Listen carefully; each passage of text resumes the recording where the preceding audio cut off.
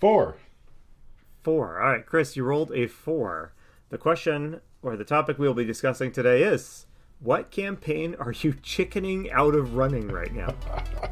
Okay. I'm not scared. Hello, and welcome to Roll for Topic, a roundtable discussion about topics related to running role-playing games. I'm Chris Salzman. And I'm Andy Rao. And so the topic that we just rolled, I think this should be really good. It is... Who added this one? This feels like a Kyle. Yes, it does. Question to about it. I'm pretty sure it was Kyle Latino, who has been on the show a number of times. Yeah, and continually needles us from beyond the show, I guess. So, hey, before we jump into the topic, we haven't checked in lately to just hear what kind of gaming is going on in our life. Yeah. So I thought I'd just pause and ask, are you running anything or are you playing anything right now? I've started reading Candlekeep Mysteries with an eye towards running some of that. And then great. Another thing that I started doing was, I don't listen to a lot of actual play podcasts, but I just picked up Friends at the Table, just started a new story arc. They're excellent storytellers just in general, and they tend to, I think they start all their seasons with doing like a shared world building exercise. But it has my brain just like going off on all sorts of tangents, because it's so cool what they do. They sit down and they play a game like they played The Quiet Year one time to make their world, and this time they're doing another game I can't remember the name of, but it sounds really cool. And then they're going to use the heart system to actually play the game after that. But yeah, it's great. So I'm ideas are starting to percolate a little bit for what I want to run, and I just got vaccinated. I got my first shot of the vaccine, so hey, I'll actually congrats! be able to play in person soon. Yeah, fantastic. Yeah, it is starting to feel like it's safe to start planning like those face-to-face games again. Yes. Yeah. But what about you? What have you been? Yeah, well, I still running the Band of Blades campaign. Mm-hmm. Although we made it like 3 or 4 sessions in before the first big scheduling fiasco happened. It was totally my fault. I canceled a session because the week started out and I could see that it was going to be a rough week. So I was like, guys, can't do our Thursday night game. So that was 2 weeks ago. We've been working like since then to try and reschedule, but it's just a reminder that like when you can keep to a set schedule, it's a real blessing, because if you step off of that path, it's just really hard to get busy adults. Yeah, you almost just rather than trying to reschedule, just cancel and try again the next time. It has crossed my mind. I think we'll be able to get our game in later this week, so I think we're all good. But it did cross my mind. I was like, yeah, if it takes any longer, we'll just reconvene next month. But so Band of Blades, I mean, you're into it a little bit. I mean, do you like the system more now that you're actually getting to play it? Any surprises? Yeah, so I've been thinking about that a lot, because so I'll be totally honest, I'm really struggling with the system. There's a few things I'm not doing that probably would help if I would do them. For one, we're playing pretty infrequently. So there's a pretty big gap of time between when I'm really immersed in the rules and we're rolling the dice and stuff. And I feel like I'm not playing quite frequently enough for all the systems to just like get baked into my brain. But I'm not going to say it's like a bad system, because I think it's really clever and it does a lot of cool stuff that other games don't do. I struggle with the die mechanic. I just struggle with so much stuff all being piled onto one roll of the die. And I love what comes out of that die roll. I love like all of the nuance that can come out of that die roll. You get success and failure and complications and plot twists and everything. But it's just something I've just been wondering if my brain is not just quite wired to work with it. I'm just so used to the way D&D approaches like rolling dice and resolving actions that. So I don't know. Ask me again in a couple of sessions down the road and see if it's grown on me. So you've run as much or more Blades in the Dark as I've run, and it uses a similar system. Did you wrestle with the rules, or did they just feel great to you? Oh no, I wrestled with them. I think there's something about it that feels a little counterintuitive. I think because there's so many decisions, like you were saying, that go into deciding on like the setup for the roll even.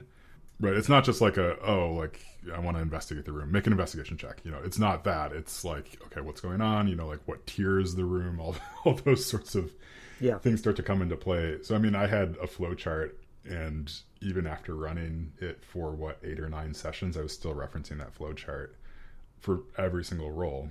Partly because every single roll can matter so much in terms of narrative. Yeah. But yeah, it never quite clicked, and I think it would if, like you were saying, if it was the sort of game that you just sort of played a lot or played more frequently than once a month. Yeah, I've found myself, so things got a little bit better in the last session because I had decided I was getting stressed about the rule system, honestly. Okay. So I decided in advance, I was like, at this time I'm going to make a point of not stressing about this. Mm-hmm. I'm going to let myself wing it a little bit more with the dice rolls. So that worked, but it also is that thing where, like, I don't like that I'm, disengaging from the rules. I'm glad that I'm finding something I'm more comfortable with, but I feel like I'm missing something. So I don't know. The next session, we'll give it another crack and we'll see how it goes. I definitely plan to stick with it because I think that there's a lot that's rewarding in the system. But there's something buried in the blades in the dark book somewhere. I think that just as like if it's getting too complicated, just default to risky standard as your normal roll. And for those that haven't played Blades in the Dark, that's just sort of take it, you're just going to roll dice. You don't really have to do any kind of modifications about what's happening. You can just do that. And like you can play the game pretty much just rolling continually risky standard sorts of rolls. Just like a simple difficulty class, if you will, so it's a success or failure. And I mean, I think it's fun if you can take that moment to adjust it based on what the players have been doing or how they've been approaching the situation. But yeah, it can quickly get bogged down into like for a game that's so like narratively focused. You end up with these like addition problems where you're like, okay, well, you get 1 die for this, but I could take away another die for that, and then get 2 more for this other thing, and like, do you want a devil's bargain and stuff? And it's very cool how it all fits together, but it also can feel like it slows it way down. Yeah, it's a lot. I mean, fortunately, I'm blessed with really good players who easily pick up the slack when I'm. But it has made me think just in a more zooming out from just Band of Blades and Blades in the Dark. It's made me think just more generally about how I use die rolls. What's the purpose of a die roll in a game? I am used to dice rolling all the time. It's just like the grease that keeps the wheels of the game moving. Like someone's always rolling a check for something. Whereas I've run a couple of games in a row, Alien and now Bandit Blades, that take the opposite approach, which is like, don't roll those dice unless it's really important. I don't know, I had not really thought about how much I use just like little, like kind of not important dice rolls just to keep the game going, to kind of continually give me a little bit of time as GM to stay one step ahead of the players and to nudge the direction of the game in smaller, more frequent ways rather than in like the more uncommon but dramatic ways that like a Band of Blades asks. Does that make sense? Yeah, it does. As you're talking, I'm thinking about how if you are just playing pretend with your friends, things can quickly get a little vague.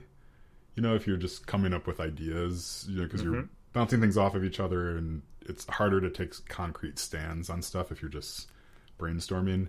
But dice rolls force you into sort of making some decisions, like harder decisions. And yeah, so I think like that frequency of dice rolls can really change how a game feels.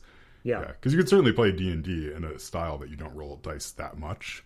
Like you can have entire role-playing sessions and maybe you never roll a D20, and like that can be okay, but a different group could play that same situation and put a bunch of dice rolls in there for different checks and stuff. I mean, I think it kind of just comes down to style and how you're feeling that night too. There's no real right or wrong way to do it unless people are feeling frustrated about like the lack of decisions.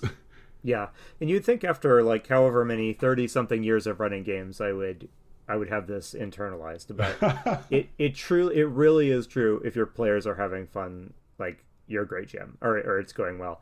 the purpose of the game is not to like prove that you can all master the system. It's to have a great experience exploring a story. And if you can do that and by ignoring most of the rules, then like that's great, So anyway, that said, I've got this 500 page Band of Blades rulebook. I do want to, it deserves to have us, try to dig into its mechanics. So yeah. Do you find, are there any chapters or systems in that you're just totally ignoring? Or are you trying to hit on everything? So I started out trying to hit on everything, and it's too much. I was finding that as I would learn new systems, the old ones would like slip out of my mind. So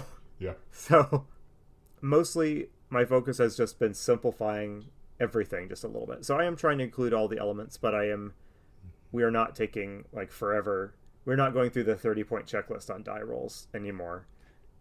I don't know. We're just trying to keep it a little simpler at every step of the game. So yeah, it's like I sometimes wish that there were more artifacts that came with role-playing games that like beyond just rule books. And I'm not talking about terrain. I'm talking about like board game style stuff, right? Because like Band of the Blades like has an amazing map, and I know that you've printed that off. Yep. I don't know. Are you still using that map that you printed? I for my own enjoyment, yeah, because okay. We're all so listeners. I went to like the store and I got this giant like 4-foot by 6-foot poster map printout of the Band of Blades map, and it's amazing. But what we need to do with that is like unfurl it on the table in front of your players, and then you all hunch over it and mark it up. But we're playing online, so it's just sitting in a tube, next to my desk, and I unroll it and look at it every now and then. But yeah, oh wow, this would be great if it was in front of That's you. Right. Yeah.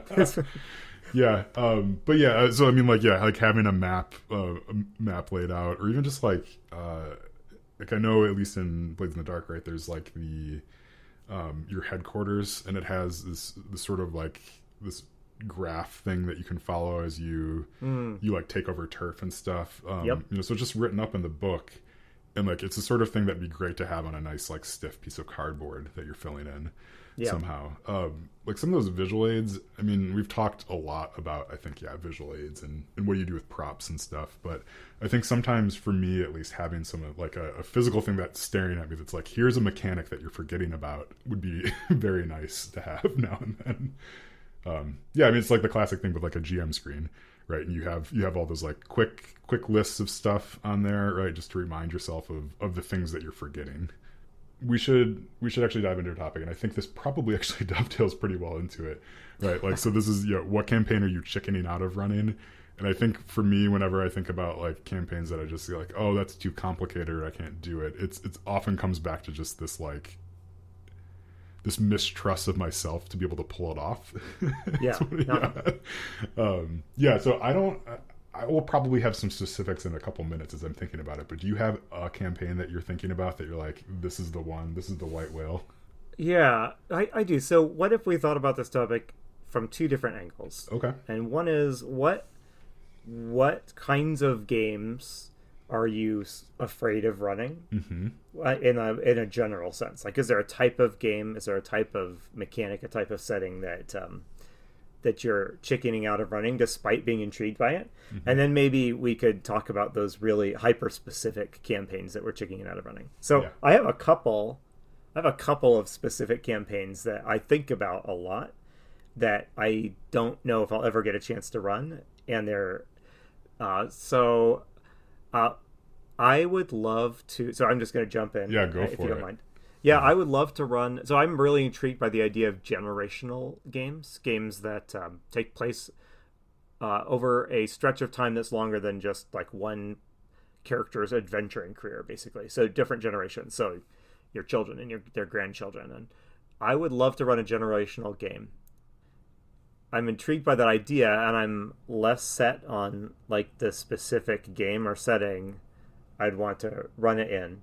But like, I would enjoy running a game where you are some sort of like an immortal or long living creature or being, and you are living through human history.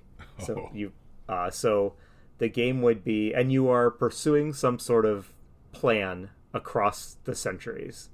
So game would follow you and like your children or your successors, how whatever the system is. Like I've thought, like you could run something like this in Vampire, where you have vampire kind of descendants. You could run it in a game like Ars Magica, where you're a wizard and maybe a long-lived wizard, and you have apprentices and that pick up where you left off. And I would love to run a game where, as a group, you dip into interesting parts of human history, and just over a really big span of time, and just see how that plays out.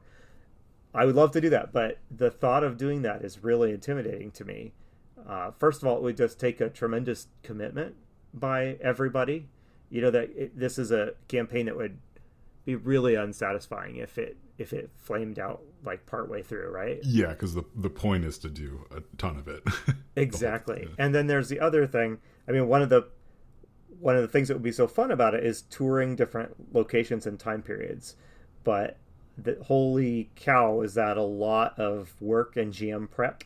Depending on how crazy you want to go with what are the time periods. But you could find yourself having to do a lot of reading on time periods, assuming you're not some sort of historical genius who knows all of this.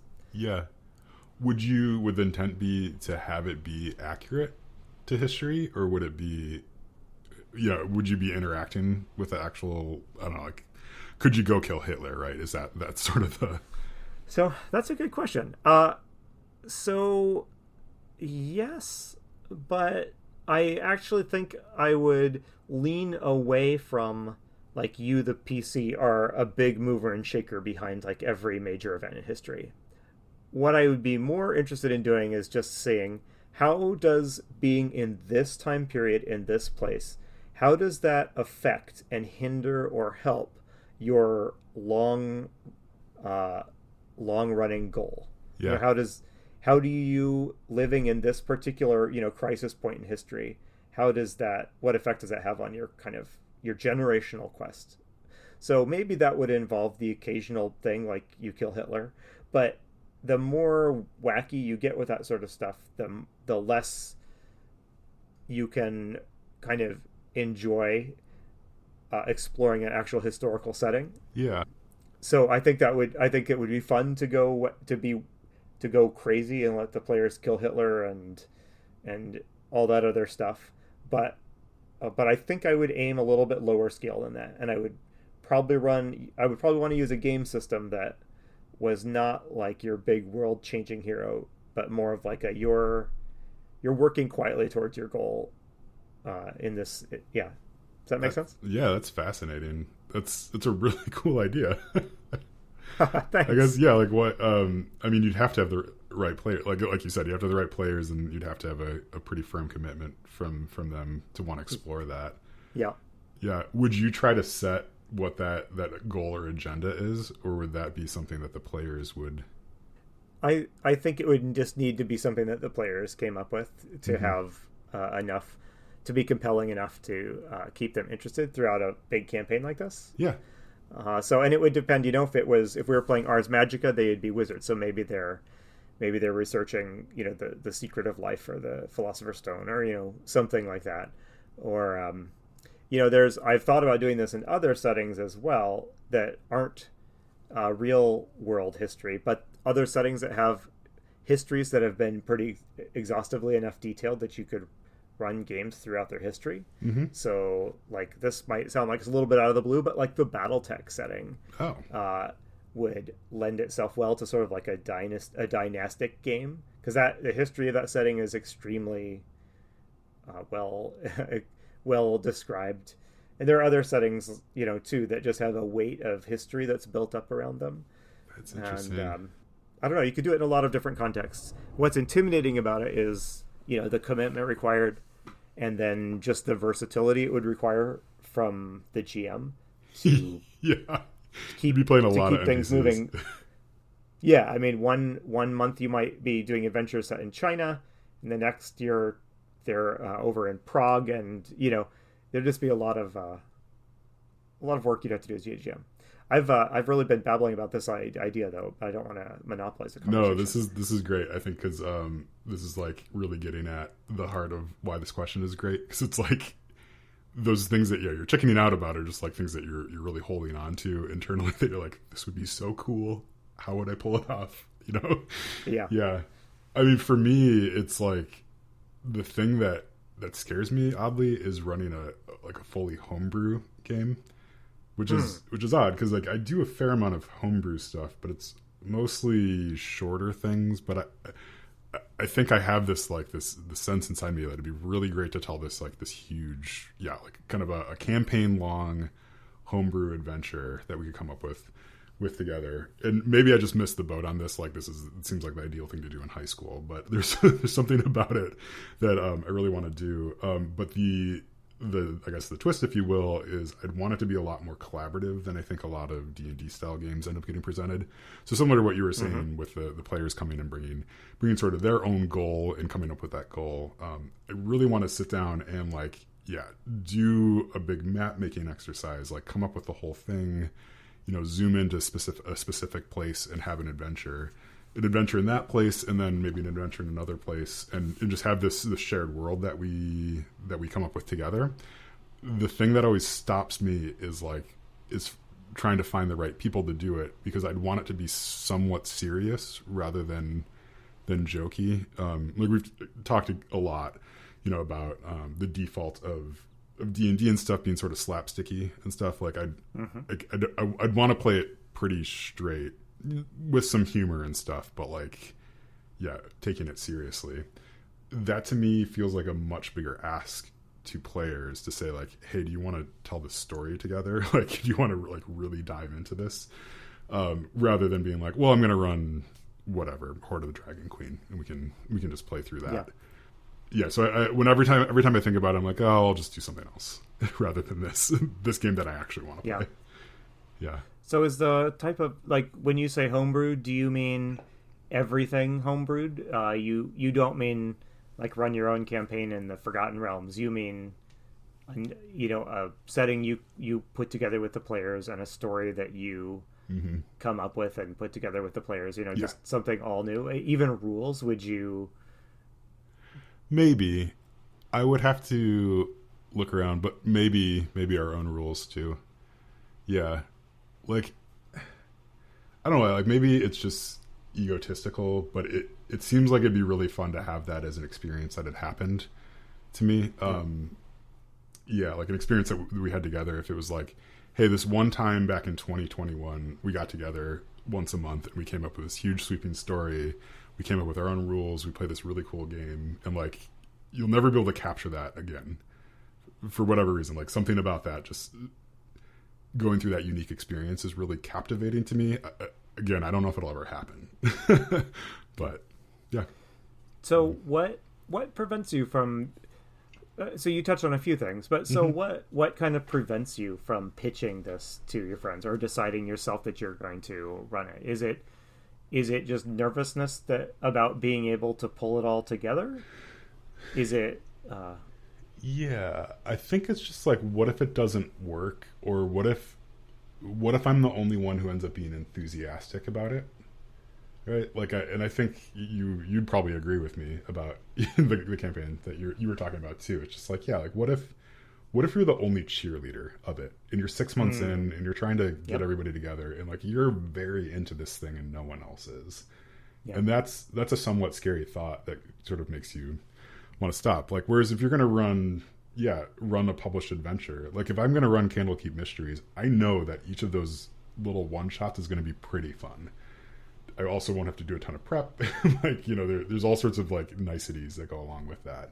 Yeah. Whereas doing the like, hey, come, we're going to tell a big story together, and it's going to be a little bit, maybe you might have to do some harder work to make it happen than you would normally. But I think it'll be rewarding. Like, that's a cool pitch, but it's also like, is that enough to sustain something for longer than a couple sessions? If it's not connecting with people. Yeah, when you run something pre-published, by coming to the table to play Dungeons and Dragons or the One Ring or Traveler or something, people are signaling to you that they've already bought into, like, two-thirds of what we're going to play, right? And Yeah. you bring your unique story and GMing to the table, but you have that confidence that the players have already signaled that they're up for this kind of story that this kind of game tells. So I can see how that would be kind of an intimidating. Like John Corey's mentioned before that I think he heard someone else say it about like when you're playing tabletop games, you're really just trying to play inside of a genre that you like. Yeah, so I think it is easier to say we're gonna play D&D. You know, like you know what that is on some level. Like great, Yep. like let's go do it. Yeah, your setting, your adventure will be unique, but it's going to be operating within parameters that everybody kind of is implicitly agreeing to live with. Yeah. And like maybe that's the answer is like ditch some of that reach for like, oh, we're gonna come up with our brand new rule set too, and say like, no, we're gonna play this rule set, but then this will be the twist on it, and then maybe at the end of that, if we feel like it wasn't doing what we wanted, then we can add in the new rule set that we feel like will do what we want from there. This is just making me think like there's no published adventure that I'm like, oh, I have to run that, but I can't do it for whatever reason. Yeah, I don't think there's anything I'm chickening out on. There's stuff that I want to run, but it's just for whatever reason it's not making it to the top of the list. Do you have anything that's like a published adventure that you've been sitting on? Yeah, I mean, so I've got other specific campaigns that I'm intrigued by and would kind of like to run, but have never had the guts to do it. Pendragon is one of them that came up actually in the discussion this week in our little Discord community. But so Pendragon, that one's intimidating to me, just because I would feel like I would have to have such a encyclopedic mastery of Arthurian, mythology. There's a lot to Arthurian mythology. Yeah, you like Arthurian mythology, like name all the knights of the Round Table. Yeah. I mean that sort of stuff times 10 when you want to get into all the side characters. So that's like a famous game with a published campaign that will often show up in a list of top 5 campaigns ever, the Great Pendragon campaign. It walks you through the entire Arthur saga, but that sounds like a lot. So there's, let's see, other published campaigns. There's a Call of Cthulhu campaign called I think it's called Beyond the Mountains of Madness. I think it's Beyond the Mountains of Madness, yeah. And it's this ludicrously epic journey to Antarctica, and it's just a game that would require it's really meticulous. I mean, it really tries to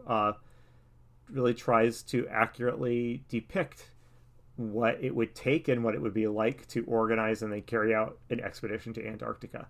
But a game like that if something were to go wrong partway through the campaign, like all the PCs died or something went horribly wrong, it would be very, very hard to recover the campaign and keep it moving, right? Okay. When they're in Antarctica and they're trudging across the ice and some bad die rolls or bad decisions happen and everybody dies, what do you do? It's not in D&D. You can find ways to bring in new adventurers or whatever.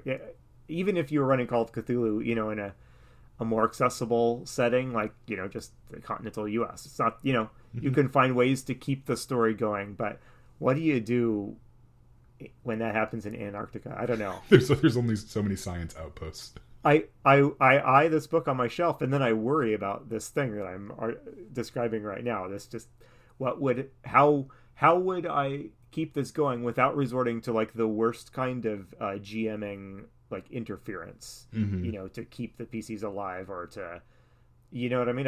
Without having to just really make a mockery of like this being a game of chance and player initiative. Yeah, that would be hard. I was just thinking from the player side, if I was playing in that and we got wiped in Antarctica, and unless it was something dumb we had done, like it would just be like, oh, come on. Yeah. If it was just on die rolls or something like that. Yeah. But I mean, and then at the same time, you don't want to be like, okay, like make sure that you are all sending letters back home Yeah, to HQ so they can come out and save you later, right? yeah, One of those things. I mean, you could always pick it up back like 50 years later. There's been rumors of this expedition, but then yeah, I'm with you. That's a tough one. yeah. Like thinking, zooming out from that specific one, just thinking about like published campaigns or any campaign where the story by its very nature like really locks you into one course. I start to get real nervous as a GM because I just start to worry about how much like railroading I would have to do to keep things moving, if the scope of the adventure is not such that it can like survive the PCs like going way off the rails. If I'm running like a game somewhere in a D&D setting like the Forgotten Realms or something, there's a lot of ways to that world is big enough and wide enough. There's a lot of ways to accommodate PCs going like way off script. But this the same would be true about like if you were doing a game where the PCs are like deep space explorers on a deep space mission to the sun or something like that. How would you accommodate like the craziness that happens in an RPG without blowing up the story? if they're like out in the middle of deep space and they go way off script. Yeah, it's tough. I mean, partly it's like players are gonna do it if they want to, but they also, I mean, yeah, they also won't, but they probably will. It's tough. I don't know. Like, I don't know if I've ever encountered this. Well, I've never encountered an entire party doing this where they just decide to do something entirely different, or completely go off book, and like no amount of cajoling kind of gets them back on, or gets the idea across that like, hey, this is where the adventure is. Yeah, and I mean, I wonder if you could just handle that with a disclaimer up front, and it's like we're gonna play this deadly adventure down to Antarctica, and like you might not make it out, unless you're unless you're being smart about it. Yeah, but then then it creates different stakes, and then maybe they're too cautious, and it's less interesting. Yeah, I mean, I don't doubt it's doable, and people have run all of these campaigns. But certainly the solution would be like a careful discussion with the players about what we're getting into. Yeah, and yeah, so it could be done. I suppose there's others. I mean, I could just go on probably forever here about campaigns I've never run.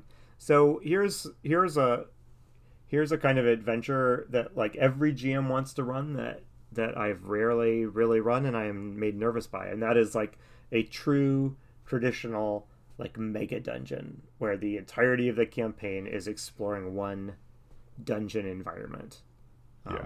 I've done that in little bits and pieces, but those have always been cases where I really wanted to run a full-blown mega dungeon campaign, but I couldn't make it work, or I kind of chickened out, and so I scaled the mega dungeon down, I guess. I would like to run one of those too at some point. It's again, it's not like I'm not chickening out on it, although maybe I am. So Kyle, you're right, whatever. But it's like like it's more just like I don't know if it's interesting after a session, right? To just like still be in the same mega dungeon.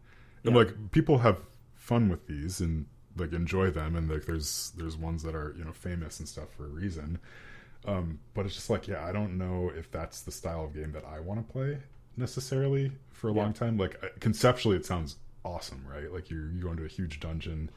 I'd play the heck out of that video game. Like I'm gonna play Diablo, like the Diablo games left and right, and that's essentially what they are. But it's there's just something about like playing a tabletop game in that setting that I don't know. I think I'd have to think very carefully about the pacing of it to make it interesting. And there would probably have to end up being cities or other people that they run into down there. Otherwise, they're just like I don't know what the point is if you're just going around and killing bats and stuff and levels 1 through 5.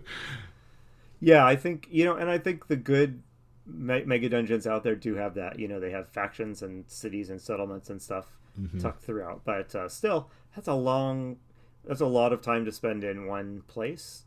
The closest I ever got to doing this was I ran a lot of a kind of a published mega dungeon called the Emerald. I think it was called the Emerald Spire. It's just published for first edition of Pathfinder, and I got bored like 4 levels of the dungeon in as the GM. Yeah. Despite it being a well done dungeon with lots of variety, it was just something about the fact that we were just in the same place.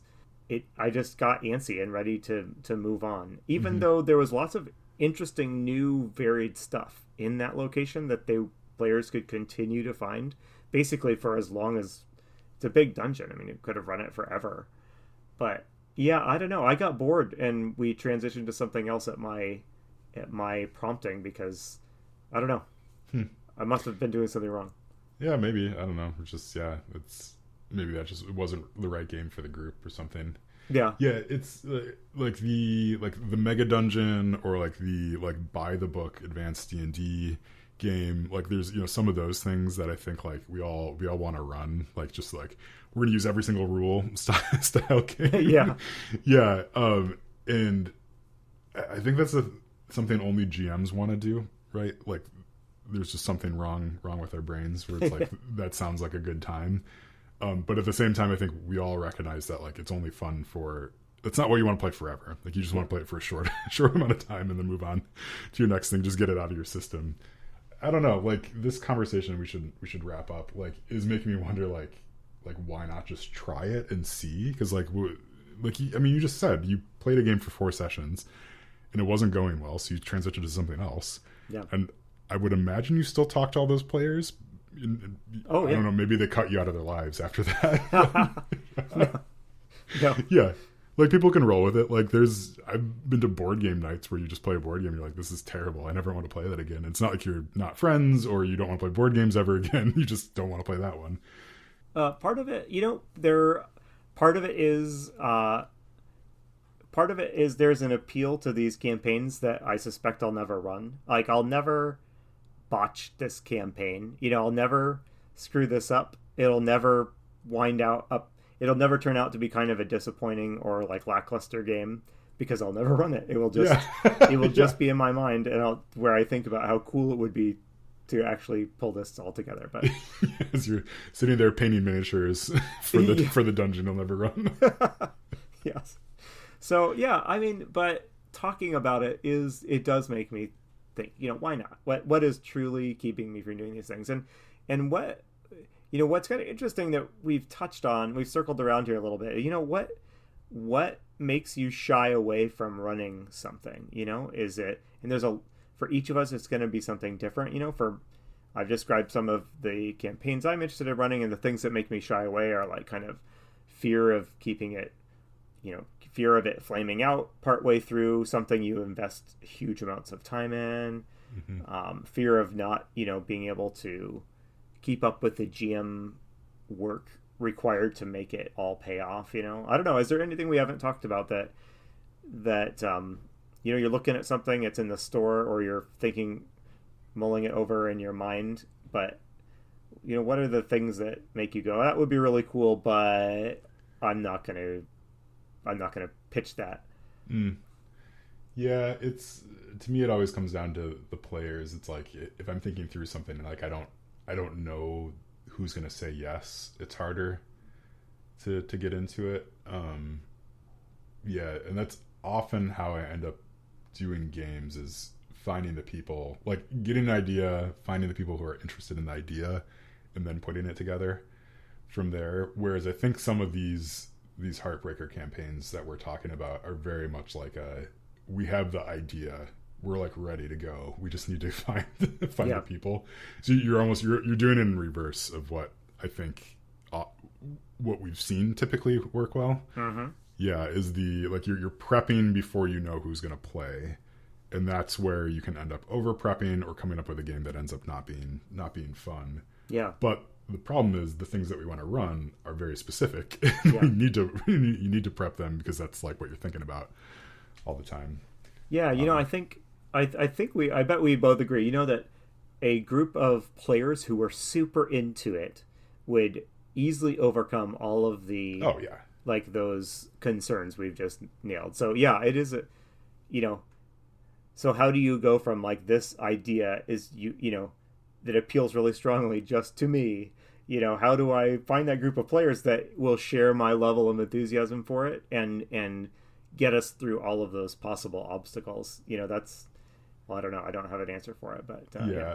Like I think if either of our big grand ideas, if like 4 people messaged us right after this episode dropped like an hour later and were like, I want to play your intergenerational game. Like I want to play in your wacky, like let's build a giant map and tell a homebrew story. Like if right. that happened, like yeah, like you drop everything. You'd be like, sorry, Band of Blades, we're done. We're like, yeah. I'm running the real game now. Yeah, I'd pick up my my unused Band of Blades map, and a single tear would roll down my cheek, and you'd flip it over and start drawing a new map. That's right. Okay, well, we should wrap up because we've been chattering on for quite a while. Yeah, so I will just say that the real answer to this question is a week-long LARP. Wait. Do you want to run a LARP and you're checking out? This is this is something we should have delved into right away because actually I think that I probably am chickening out because like when I think about it, it just seems entirely too embarrassing to do. So there you go. Yeah. Okay. And as we close the episode, I guess vampire LARPing, I'll never do it, but like 10% of me would imagines that'd be pretty awesome, but I'll never do it. Yeah. 10% of you has a file out and you're going at your teeth right now to get them nice and sharp. Yeah. Okay. Well, all right. Good discussion. And, it was fun to kind of air some of those ideas. I would be interested, just to check back on this in the months to come to see if either of us has gotten any closer to running one of these sort of we'll do this topic again in a year and see if we say the exact same things. Yeah. All right. Yeah. Well, I think this is as good a time as any. But yeah, thank you all so much for listening. We again always super appreciate it. If you have any feedback, you can let us know in whatever way makes sense to you. But yeah, thank you. I've been Chris Salzman. I've been Andy Rao. Remember, if your players are having fun, you're a great GM.